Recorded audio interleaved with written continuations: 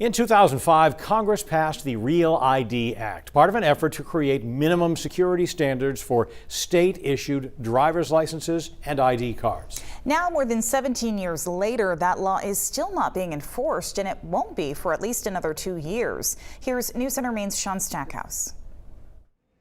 Yet again, the federal government says it's delaying enforcement of Real ID requirements for another 2 years. We had a little bit of nervousness about the looming deadline when it was originally going to be 6 months away because we didn't want Mainers to get stranded at the airport. The law was supposed to go into effect in May 2023. Maine Secretary of State Chenna Bello says this latest delay of Real ID requirements is welcome news. She says right now, just more than 14% of Mainers have one, and she's focused on letting Mainers know their options. We assume that someday there will be federal requirements for what's required to board a plane.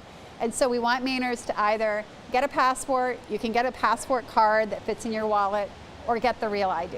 While Mainers now have more than 2 years until Real ID requirements go into effect, some are calling for the law to be repealed. There has been a real reluctance for people to implement it, and we think it's real time for the government to get serious and repeal it.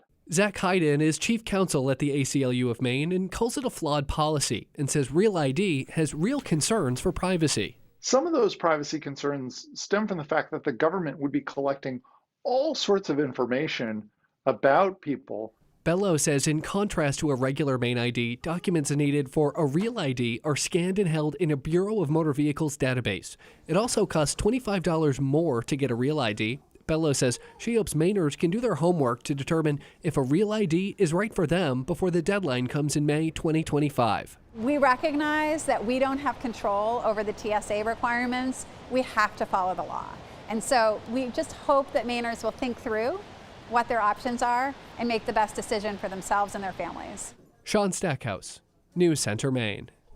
Now, when enforcement of the Real ID law goes into effect, you would still be able to fly or get into a federal building without a Real ID, again, if you have a valid passport with you.